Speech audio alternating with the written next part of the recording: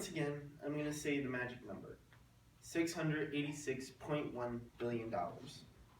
As I mentioned in my previous speech, that is the budget for the Department of Defense, aka our military, Navy, Air Force, Coast Guard, Marines, all that. So, what I'm here today is talk about where the money goes. I went a little bit into it last speech, but I'm really going into it today, and why we should maybe keep the budget as big as it is. So my first main point is defense. Right now, there are a lot of people that don't like us. We're at war overseas in the Middle East, where there's people that plan to attack us at any point, but we managed to get rid of it. That threat. We managed to neutralize that threat. That's thanks to our defenses. Some of the money in the budget is used to build up these defenses, bases, planes, missile systems, and radars and stuff like that. And that's from the budget overview. Tools defend the base to defend is like I mentioned, missiles and stuff. A lot of that money is segregated apart for certain things. Segregated, I shouldn't say segregated, but it's put apart for different things. Some of the equipment used varies. Again, I mentioned planes, Humvees, fighter jets, aircraft carriers. All that counts toward defense and equipment. There's also tons of research and development that goes into things. Research into new tools that can be used, new techniques that can be used, new training dockets, I guess is the word for it. Stuff like that. It's really cool. There's also factories.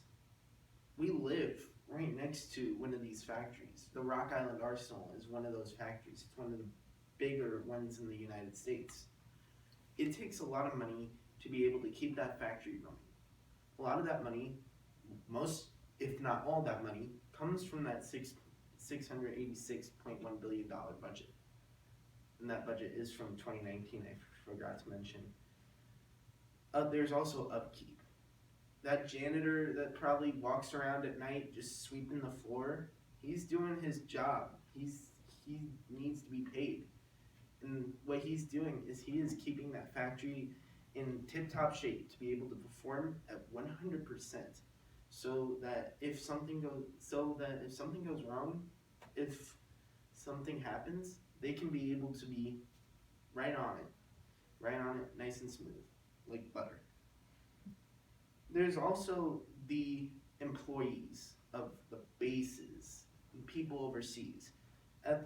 According to certain websites, to the DoD the Department of Defense employment stats, there are 1 million total people stationed here and abroad. You gotta pay those people, just like any other job. They have their wages that they need to be paid. So for 1 million people, 1 million plus people, that's a lot of money right there alone. Not to mention other things like taxes, Medicare, and insurance for those people. Because some of those people, like I mentioned, they're out abroad. They're boots on the ground, front lines overseas. So there's no doubt a lot of insurance going around there. So today, what I did is I went over what the money goes to, defenses, bases, and the people that work for the Department of Defense. And yeah, I definitely agree with this, that the budget should at least be controlled to and split up for certain things. So like 1 million goes to jets, 1 million goes to insurance for people, stuff like that.